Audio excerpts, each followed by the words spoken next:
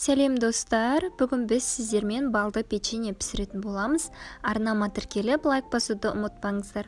Алдымен осылай ұнымызға сары майымызды араластырып, мұжып, майдалап алатын боламыз. Осылай барлығын біркелкі етіп істеп алғаннан кейін үстіне шекерімізді қосамыз, тағы да жақсылап араластырамыз. Одан кейін осылай балымызды қосып, тағы да жақсылап араластыратын боламыз.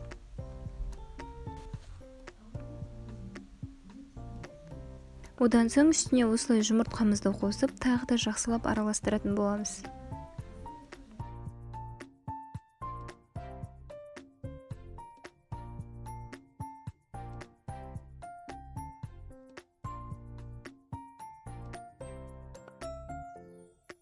Тағы да екінші жұмыртқамызды қосып, қамыр илейтін боламыз. Өте жұмсақ қылып қамыр илейміз.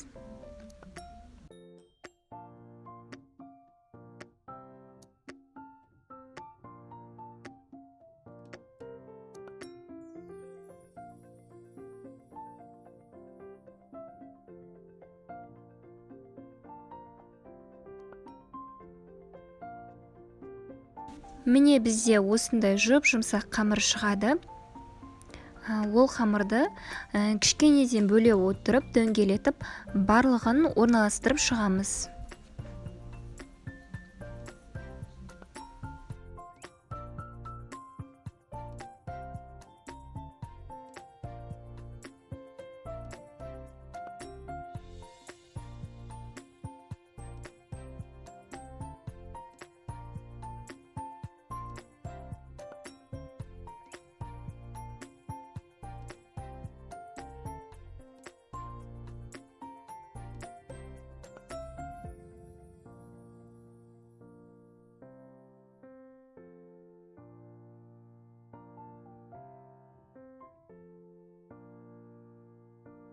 Барлығын орналастырғаннан кейін үстіне әртүрлі етіп узор салсаңыздар болады.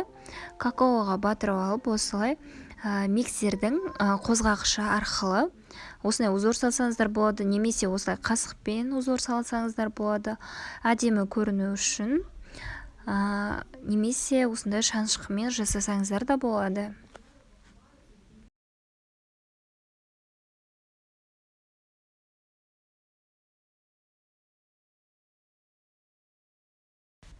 Осылай дайын болғаннан кейін пешке жібереміз. Міне бізде осындай болып көтеріліп, жұп-жұмсақ болып шығады. Дүкенде сатылатын печеньелерге ұқсайды. Жасап көруге кеңес беремін. Өте оңай, үйде бар қолжетімді заттармен жасалады. Осылай печенье жасап, балаларыңызды, отбасыларыңызды қуантыңыздар. Әртүрлі қылып әсемдесеңіздер болады. Бетіне шоколад сепсеңіздер, немесе осылай қант ұнтағымен әсемдесеңіздер болады.